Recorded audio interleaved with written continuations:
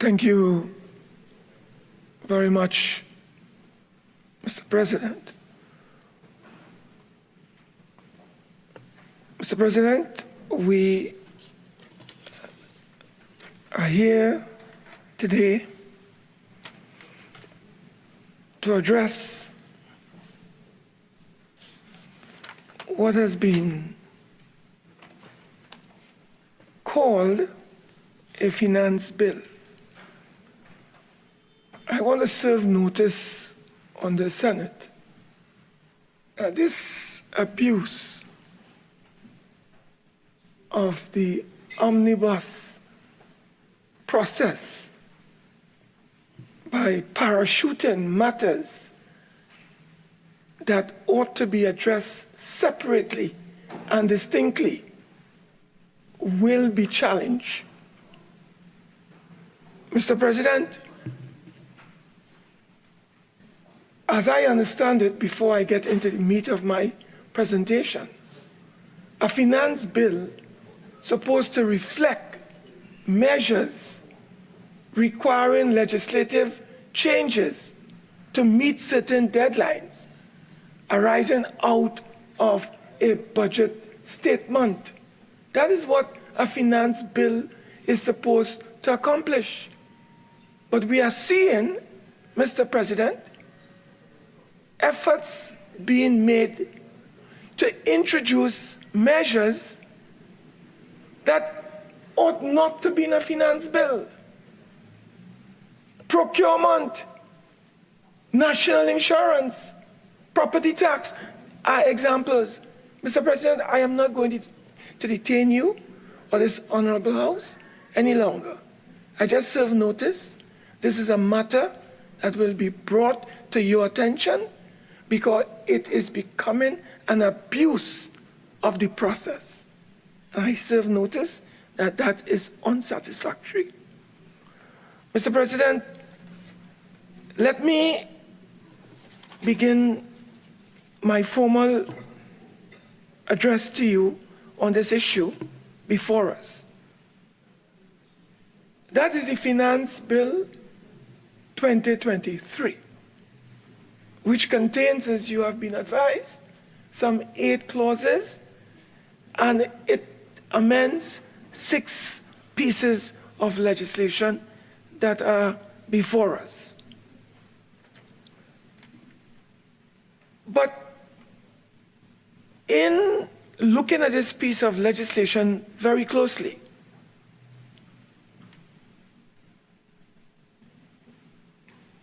a very famous political philosopher comes to mind. His name, as I recalled, Harold Laswell. And he, Mr. President, coined like a phrase, when we talk about politics, we are talking about who gets what, when, and how. That is what Laswell tells us about politics.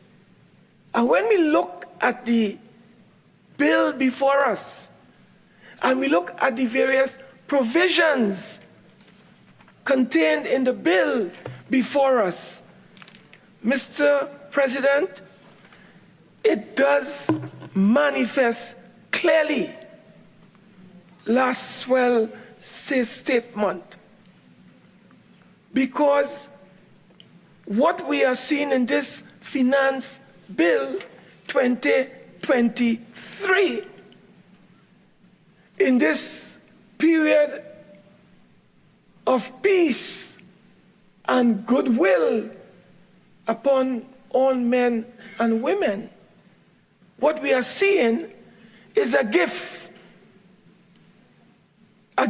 coming as we approach Christmas. But the gift is not coming to the working class. The gift is not coming to the poor, the downtrodden, and the wretched. The gift is coming in large quantities financially to the financiers of the PNM. It is almost like a bonanza, a windfall for the financiers of the PNM. Some of them even beginning to deal with the dead. And I'll talk about that because I had a challenge going to a conference in Switzerland where I was only allowed $300 US.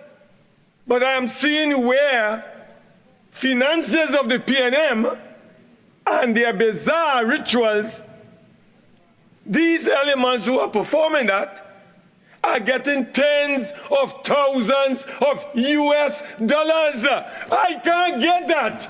But people who are dealing with the dead and talking to the dead and messing with the dead, they are now, Mr. President, able to access tens of thousands of US dollars. I raise this in passing, Mr. President, because there's a particular clause in this bill that talks about supporting exports of manufacturers and allowing those exporters, once they reach within a 30% category of their gross income, not to pay business levy.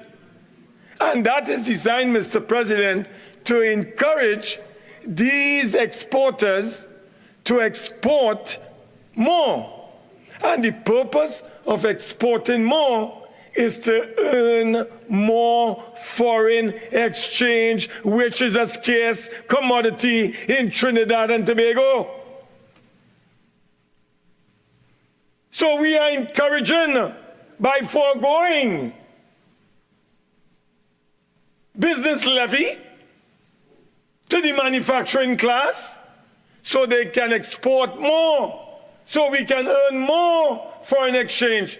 But what are we earning more foreign exchange for? To give people to perform obia?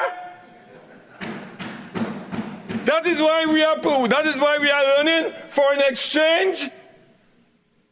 So that somebody could go to a place called Fort Myers in Florida, and each participant can get tens of thousands of US dollars to perform what? Bizarre rituals?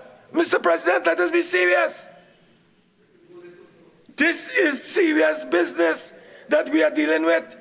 And the government comes here with a series of measures to give more and more incentives, more and more allowances, more and more opportunities to the business, to their business friends, to their financiers. Mr. President, we have our Minister of Digital Transformation. I don't know if the minister himself needs a transformation, because digital transformation is going nowhere.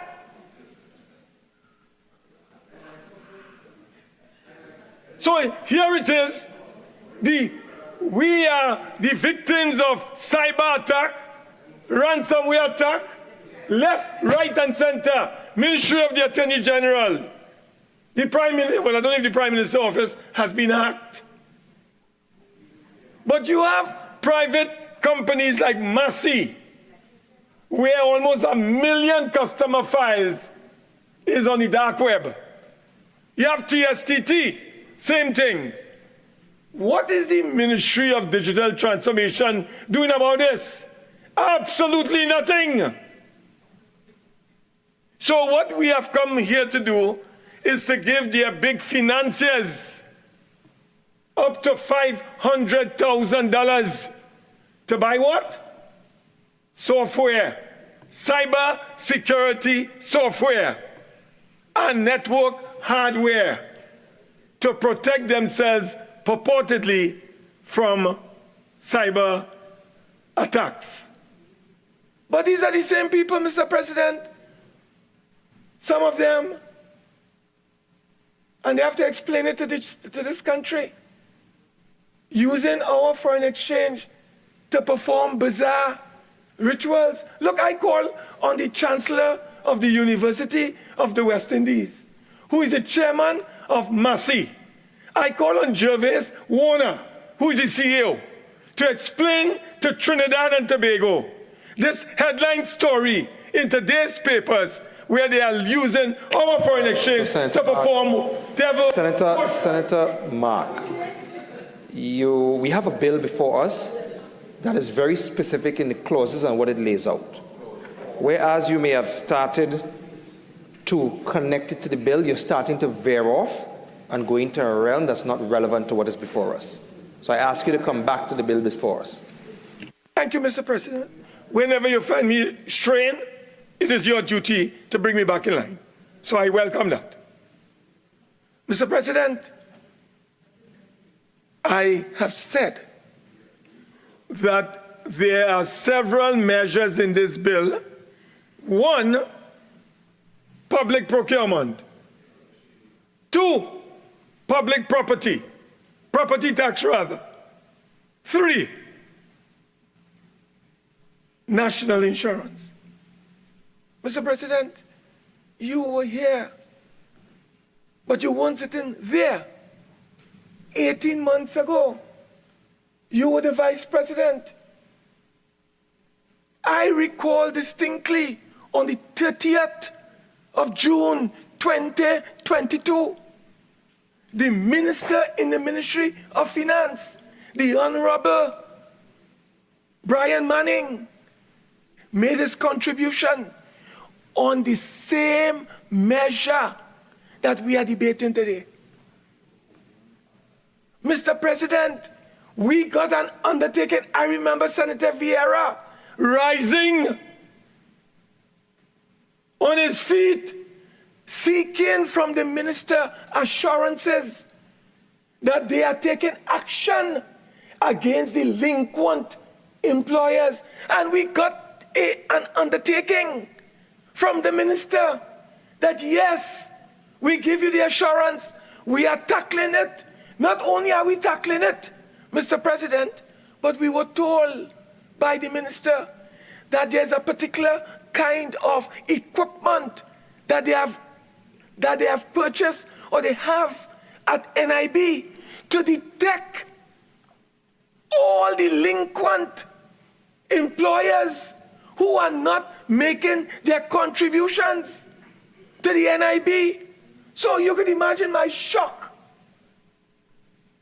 and surprise that I saw in a finance bill another amnesty for employers who have failed to make their statutory contributions in accordance with the law on behalf of their companies and employees.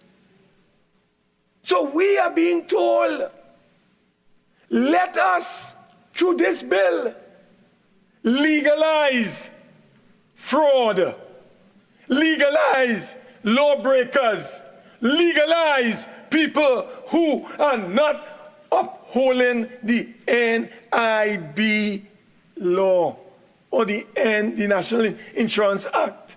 Mr. President, how can that be fair? What are we doing to the NIB?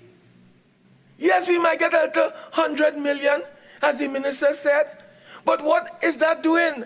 Mr. President, I call on the Honorable Minister to be transparent, to be accountable, to be open by telling the Senate, who are these companies? What are the names of the companies? Are they financiers of the PNM?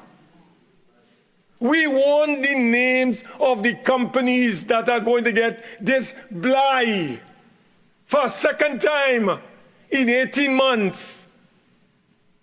We want to know how much money each of them was supposed to pay and they didn't pay. And Mr. President, if we are going to waive penalties and interest, what is the sum involved? We don't know. We have no information. We have no evidence. coming from the government on this matter, Mr. President. So here it is. The Minister of Finance comes to this Parliament, Mr. President, and he seeks to get our approval for not only the same matters that we dealt with 18 months ago, but he goes a step further, Mr. President. The minister tells us that the public procurement law was proclaimed last April. And before that, in July, there was an amnesty. So they got caught up with the timelines. So because they got caught up with the timelines, they are asking us now to give them a bly. So not only is the minister seeking to extend through the National Insurance Board National Insurance Clearance Certificates, Mr. President, from what? 1 month to 3 months. Not only is the minister coming here to ask us to legalize a process of payment of national insurance to the National Insurance Board because they want to be pre-qualified, Mr. President, under the public procurement law. They want to be pre-selected under the public procurement law. And to be pre-selected and pre-qualified, you must meet all your statutory obligations, including NIS contributions. That is what we are being told that the government is seeking us to support this morning in this Parliament, Mr. President. Is the government serious, Mr. President? After 2 consecutive wrongs? Why is the government weaponizing legislation in order to fund their private interests through their financiers? So Parliament is now being weaponized in order to achieve certain objectives and goals on the part of the government. That cannot be fair. So, Mr. President, when you talk about national insurance and this so-called amnesty, which is being introduced for the 2nd time consecutively over an 18-month period, it is unacceptable. It is not keeping with what we are. We are supposed to be a law-abiding population, a law-abiding nation. We are subject to the rule of law. Yes, you came the first time. We objected. Mr. President, you come the 2nd time in 18 months and saying, give these people a second bly.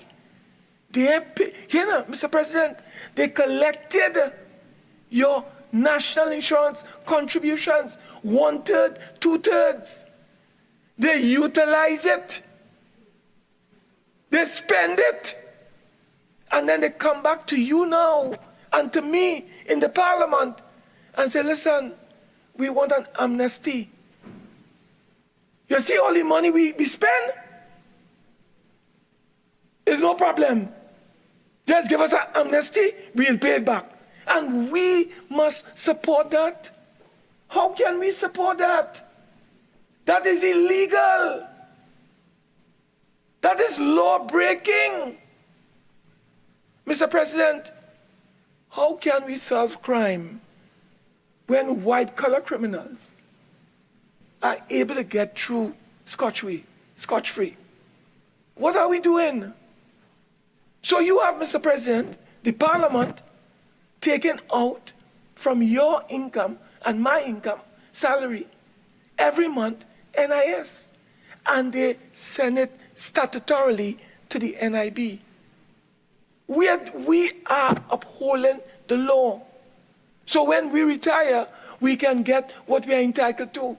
There are other employers who are collecting and they are spending, they are retaining, then they are not sending your monies to the NIB. And we come here with legislation to give these people an amnesty. You're giving lawbreakers an amnesty? Mr. President, how can we support that? We can't. We cannot support that. We didn't support it in June of 2022, and we will not support it in December, on December 19th, 2023. So that is an area, Mr. President, of grave concern to us. Now we go to the property tax. And the government has indicated, Mr. President, but before we go there, to the property tax, I want to share with you, Mr. President, this whole issue of public procurement. The government is bringing an amendment to the Public Procurement Act. So instead of putting goods and services, Mr. President, they are now including goods, services, and works. And Mr. President, you know what that does? When you go to the bill, when you go to the act, Mr. President, on public procurement, it tells you, it gives you, Mr. President, what is called a definition of works. So if you go to this piece of legislation, it tells us that works includes construction and engineering works of all kinds. That is in the definition section. So you are coming to us. You want $1 million. Your permanent secretaries in every public body, whether it's a ministry, whether it's the president's house, whether it's the parliament, whether it's the judiciary, whether it's WASA, you have up to $1 million to spend without any accountability, without any transparency, without any integrity, without any honesty. And we must support that. We must give, Mr. President, the executive a blank check. Mr. President, this could amount to hundreds of millions of dollars over a period of time. And all they have to do, Mr. President, is to go up to 300,000 and they're okay. Go up to 400,000 and they're okay. Go up to 500,000, 600,000, up to 999,000, and there will be no accountability, no transparency, no honesty, no integrity. Is that the purpose of this exercise, Mr. President? What are we doing? Mr. President, when you talk about value for your money, how is this adding up when you do what the government is seeking to do here? Mr. President, it's $1 million. $1 million might sound small change for a billionaire, for a multi-billionaire. But when it comes to public interests, when it comes to the people's business, $1 million is plenty money. And there is no accountability for that. Mr. President, I would suggest to the government, scrap the Public Procurement Act. Repeal it. It really has no value. Because what this government has done, Mr. President, they have come year in, year out, in an effort to undermine public procurement in Trinidad and Tobago. So whereas we thought $1 million, if you want, and the minister said in his contribution in the other place, if you want to build a box drain, if you want to build a pavement, if you want to repair a school, you could get that for 500,000. You could get that to a small contractor for 700,000. But Mr. President, what does that mean? It means that the government can select who they wish to give the $700,000 award of that particular project to. So elections is around the corner, 24 or 25. So is this part of an election campaign to just give the government a blank check to do whatever they want, Mr. President? So here it is. Whether you talk about public procurement, you're seeing they're having a free ride. When they talk about cybercrime or cyber security, you have a maximum of 500,000 for their friends. You talk about education, private and public, $500,000 in forever, as far as the minister is concerned. And Mr. President, here it is. We are back on this issue of the property tax. 200,000 people are supposed to be on the valuation roll. We were supposed to get 400,000. We have 200,000. So, Mr. President, the government is so desperate right now for revenue that you know what they have done, Mr. President? They cannot even operationalize through proclamation the miscellaneous Local Government Reform Act to give it effect. So you know what has to be done? The Minister of Finance has now issued an order under a section of the Act that allows him to order municipal corporations to collect taxes on properties belonging to citizens who happens to be residents in the particular corporation. And the Board of Inland Revenue is providing the names, the addresses, the identification numbers of all those owners of property and land in the particular corporation. And Mr. President, they are to collect. So regional corporations have become policemen.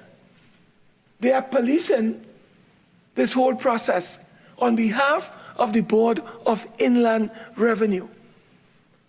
So they are collecting, Mr. President, corporation, that is, residential taxes. So they are collecting. And when you don't pay, Mr. President, the regional corporations have to provide all those names of delinquent residential owners of property. Any failure on their part not to meet their property tax obligations. So they are watchmen. They are watching after the interests of the Board of Inland Revenue. And if you don't pay, Mr. President, your information will go to the Board of Inland Revenue. And you know, Mr. President, there's a process under the Property Tax Act. Starts off with high interest, and then it graduates with forfeiture. So you could be deprived of your property if you're unable to pay. And this nonsense, Mr. President, that if you can't pay, you're an elderly person or you're a pensioner, leave it up to your children who inherit your property. So there is forever a burden on the next generation. That is what slavery was about. But I thought we abolished that. But the PNM seemed to have reintroduced it. Mr. President, I want to make it very clear. A united National Congress government that is coming into office very shortly after the next general election will review and revisit this entire Property Tax Act. We are calling on the people of Trinidad and Tobago. It's only a few more months. We will not support and we will never support this version of property tax. We have made that very clear. We are not supporting this PNM version of the property tax. We will replace it. So the people can be assured that the United National Congress will address their concerns as it relates to this draconian measure. Mr. President, why has the government, at a time when people are undergoing so much economic, social, emotional, psychological stressors, why would a government choose this time to introduce such an oppressive tax on the backs of the residents of Trinidad and Tobago? You know, you have industrial users who can afford. They bypass them. They give them a blind. They say, no, we ain't coming for you now. They have commercial people. No. But you know who they're coming for? They're coming for you. They're coming for me. They're coming for us as residents. And you know what was even more tragic, Mr. President? They were supposed to have 400,000 persons on the valuation roll. They came to this parliament. They cut it by 50%. They say, look, to get that valuation roll going and for us to effect property tax, all we need, Mr. President, is 200,000 persons who own homes. So we are prisoners of the government. 200,000. So, Mr. President, what is going to happen to the other 200,000 that are not incorporated in the legislation? Are they going to be given a blight? So are we 200,000 residents who are being called upon to pay residential tax? Is it a situation of we are going to be subsidizing those people? Are we going to be subsidizing, Mr. President, the industrial users? Are we going to be subsidizing the commercial users? Mr. President, the government has to get serious. This cannot be fair. We in the United National Congress reject out of hand the PNM property tax in Trinidad and Tobago, and we will repeal it. Senator, you have 5 more minutes. We will repeal it. So, Mr. President, this package of financial measures that we are called upon to debate today is designed, has been orchestrated it is almost premeditated to benefit only a certain group of people in Trinidad and Tobago. They give crumbs to those people who didn't get their measly 4%, and they give them a $4,000. What is $4,000 in Trinidad and Tobago for a retiree when the cost of living is so high in this land? We give them $4,000 and they pat themselves on the back for doing so. But while they give themselves a pat on the back for giving $4,000 to a retiree, you know, Mr. President, no business levy for manufacturers who export within a tax bracket of 30%. People who run private and public schools, they can now get up to $500,000 in benefits once they offer support. They can claim back up to 150% expenditure.